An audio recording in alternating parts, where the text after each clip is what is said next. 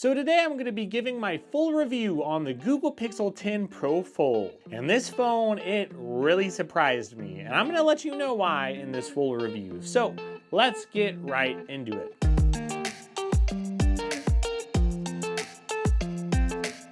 So this Google Pixel 10 Pro Fold, it is impressive, but that's not what people are saying online. It seems like a lot of people are focusing on the one or two things they wanted this phone to be instead of what this phone is. This phone is a little niche. It's not for everyone, of course. It's an $1,800 folding phone, but that doesn't mean it shouldn't exist. It doesn't mean there's not an audience for it, and I think people are missing the point. If you want the flashy phone, that's what the Z Fold 7 is. I've already compared the Z Fold 7 with the Google Pixel 10 Pro Fold in a comparison video, so feel free to check that out if you have time. But the Z Fold 7 to me, it is incredible, it's amazing, it's thin, it's light, and it's very flashy. It does have a 200 megapixel camera. It has a lot of things that wow me. It has amazing power, but not everyone just needs the biggest power. We don't need the best benchmarks. Some of us want things that are a little bit different. Some people want really good battery life. I know, amazing. It's like buying a car that gets really good gas mileage. It's not fancy, it's not super impressive, it doesn't wow everybody, but it's actually a very good thing to look for. And you get pretty good battery life out of this with over 5,000 milliamps in the battery.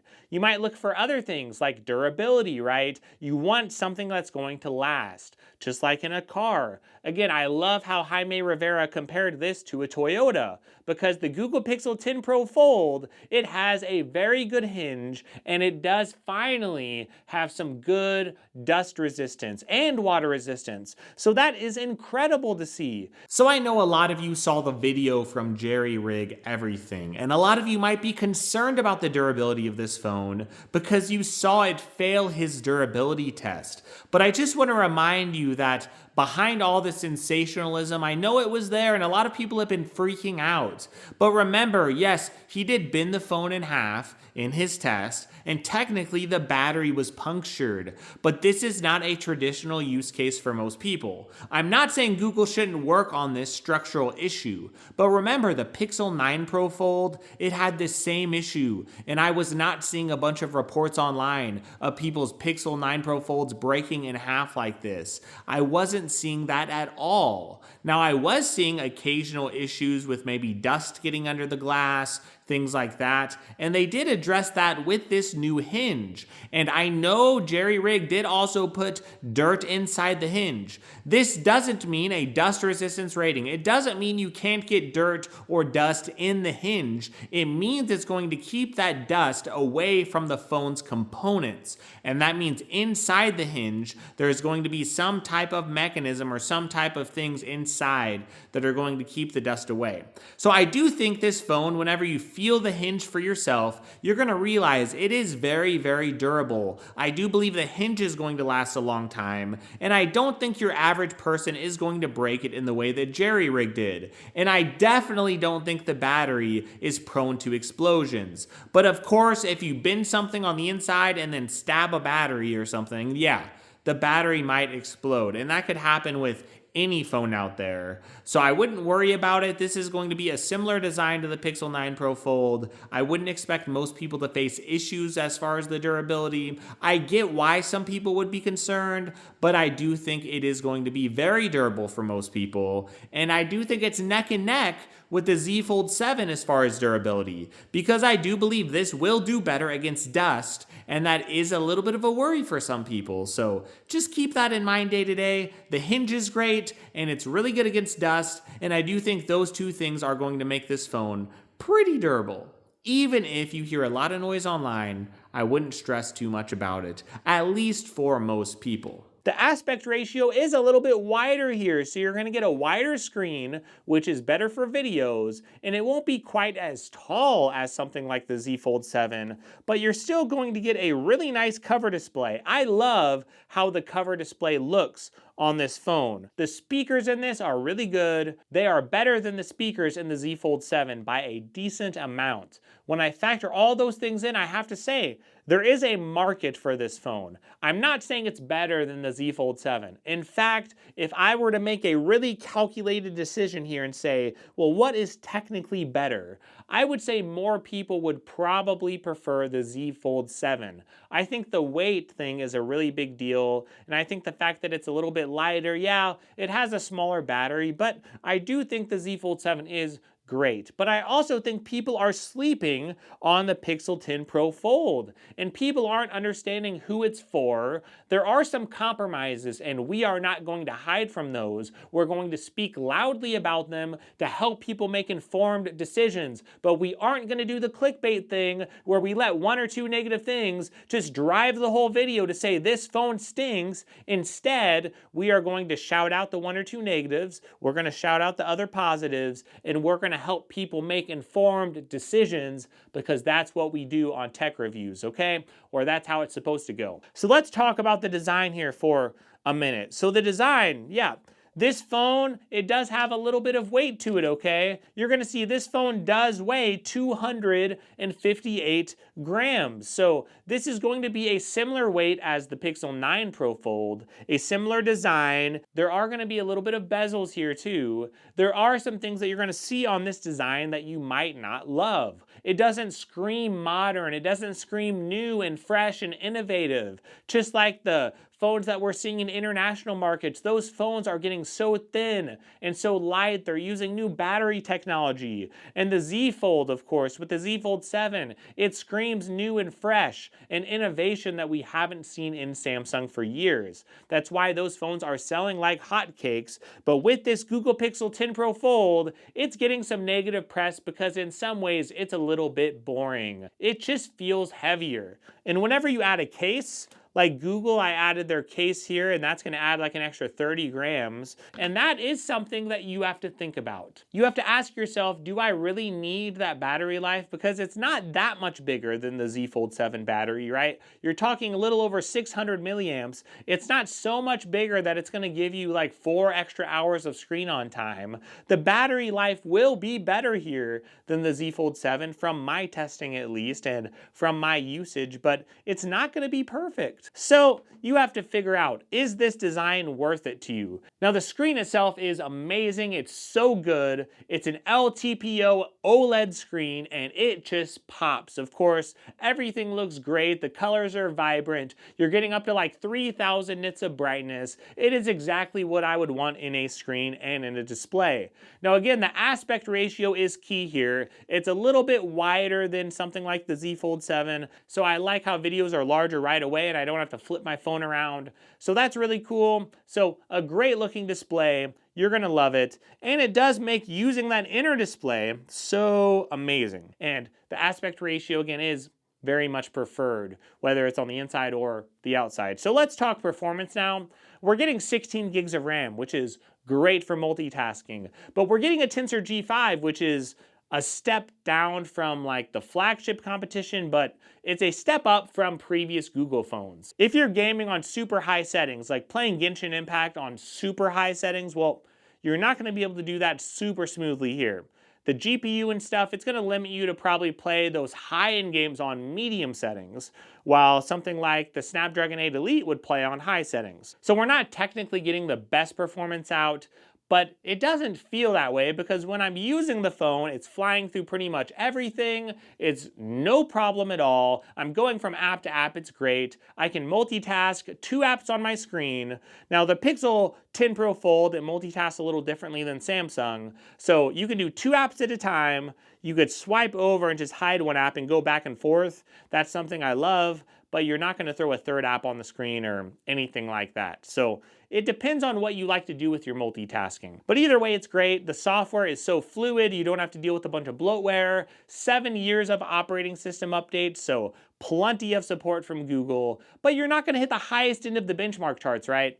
And that's sort of the point here. You're not gonna get the highest benchmarks or the thinnest phone or the lightest phone. You're gonna get some very boring things that won't just pop out in tech reviews. You're gonna get the battery life. You're going to get the really nice hinge. You're gonna get a better aspect ratio that just feels a little bit better to use. You're gonna get really nice software that I just love, that's just very clean. Now, I do want to talk about the cameras on this phone because that is a little bit of a weak point, and we really have to talk about that. But first, I do want to talk about our sponsor, Whisker. You see, Whisker, they are a awesome company that has been so good to me, but one reason why is they've just made my life a whole lot easier. There's a lot that we have going on. Life is crazy. The last thing I want to worry about is a litter box. So I'm so excited because Whisker, they recently released a new robot litter box called the Litter Robot 5. And what the Litter Robot does, it actually takes all that nasty, stinky mess that your cat does, it lets it clump up and it puts it in a trash bag at the bottom of the litter robot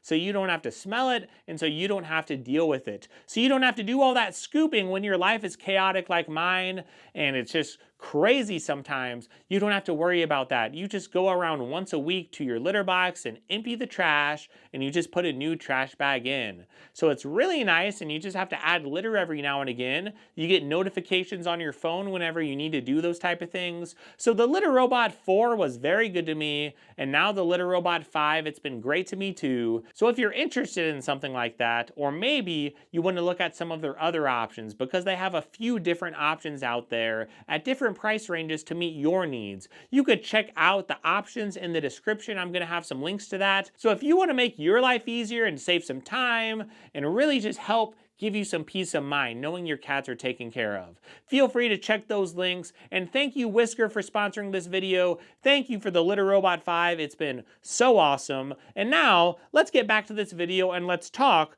about the Google Pixel 10 Pro Fold and the cameras. Now, this is one area where Samsung, they really hit it out of the park in some ways. They brought the 200 megapixel camera from their flagship phone, the Galaxy S25 Ultra, and they brought it over to the Z Fold 7, and that was a big deal. Well, this year, Google, they brought over the camera from their Google Pixel 9a, their mid-range phone, and brought it over. So you could see that it's not really what a lot of us were hoping for.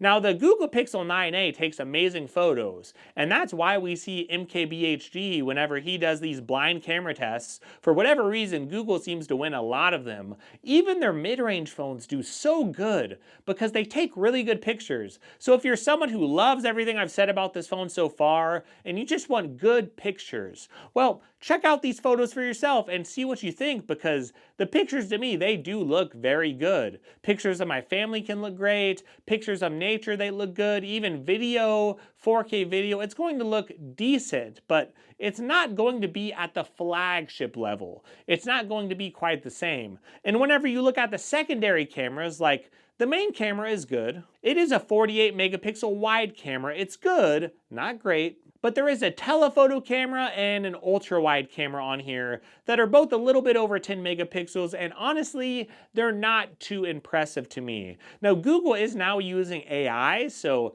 if you do try to zoom in really far away to something that's not very readable, Google is using their AI to make the photos better, to bring out some of the noise. You have to ask yourself, do I like this? Do I not? Do I want AI to enhance my photos or not? Everyone's going to be a little bit different. But the bottom line is, if you actually don't really care about all that and you just want to use it and just get the best photos possible, actually you'll get decent zoom shots here thanks to AI, but it's not really because the lenses are better. So overall, you don't get a great zoom lens. It's okay, it'll be serviceable, right? All the cameras here are serviceable and good. The main lens will be great for up close stuff. And if that's all you need, the camera's going to be more than enough for you. But if you're someone who says, I paid $1,800, I want the best cameras possible, well, foldable phones have limited space, and they did not redesign their cameras to fit into some super small spot like Samsung did. That is one of the flaws here. It's a good camera,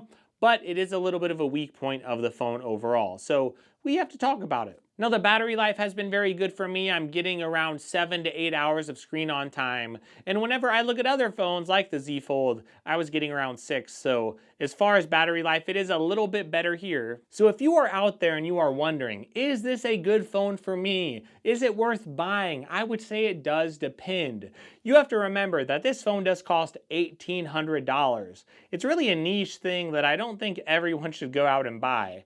I would recommend buying it if you really love love tablets, you really love phones, but you always leave your tablet somewhere and you never use it. You want that experience of a tablet, but whenever you buy a nice tablet or an expensive tablet, you never actually seem to follow through with it. My wife is someone like that who would just leave her tablet there, it would die, and then whenever the battery dies, she would say, oh, I need to charge that, and she never would. So she always wanted a tablet, but she just wasn't really using it like she should.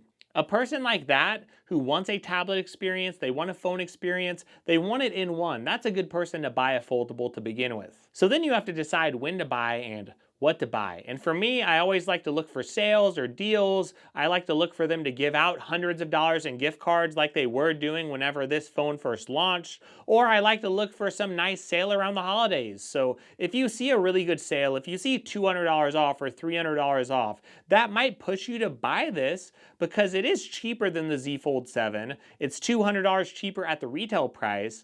And if you see it on sale, it might be even cheaper after that. So I would say it just depends on who you are, what price you find, what you're willing to spend, but also what you want in a foldable. See, Samsung, they did a really good job. You could check out my Z Fold 7 review. I was blown away by it because for once we had a foldable that was thin, that was light, and it has a 200 megapixel really nice camera. So the camera is a big deal on that phone, and the design is a big deal, and the processing power, right? Those are three powerful things that people love. The screen is great, the power is great, the design is good. They just sacrificed a little bit of battery size, and they don't have this dust resistance, right? And yeah, it's a little bit taller instead of wider. So it's a really good phone and a really good option for a lot of people. And again, I would argue if you're looking at foldables, a lot of people might prefer that over the Pixel 10 Pro Fold. And there's a reason why the Pixel is getting a little less praise compared to the Z Fold, because the Z Fold is really impressive this year. But the Pixel is for those people that don't care as much about the thinness. They don't care as much about the phone being lighter. You might just want better battery life, dust resistance. You might just use your camera to take some good photos up close. So if you're someone who values what Google provides here, you actually want that bigger battery, you want that dust resistance, you want better speakers, and maybe you like the aspect ratio and the Google software. All of those things would lead you to pick the Google Pixel 10 Pro Fold. And if you don't mind it being a little bit heavier, you might love the way the front screen is with it being a little bit wider. You might love the inner screen with it being wider, better for media, the speakers are better, right? All of those things could draw you in, or even the price. And if you look at all that, if the Tensor G5 doesn't bother you, that it doesn't benchmark quite as high, if you're not a super high-end gamer, and if you're okay compromising some things, you are going to get a lot of good things here. And I think this phone has an audience. The people that like what I talked about there, hey, you're really going to like this Google phone if you want that dust resistance and all that. But if you're someone who wants that thin foldable with that thin body, with that 200 megapixel camera, then the Z Fold might be better. So I do think it depends on the person and what you like, and not everyone's gonna love this phone, but there is an audience for it, and that's why I make videos, to help my audience and help them find the right products for them. So hopefully this video did help you. If it did, feel free to check those links in the description, and even check out the links in the description for our sponsor, Whisker. Thank you for that, Whisker. And hey, if you are interested in Google and Android and all that, check out other videos I make, because I talk about Android all the time, even tablets, budget phones, and mid-range phones, high-end phones. I talk about it all. So feel free to follow me and subscribe to me. That would mean a ton to my channel and to my family too. So thank you so much again, and I just have to say this, no matter what you're going through in life, no matter what highs or lows, I hope you have a tremendous day, and I really, really hope you have a tremendous week too.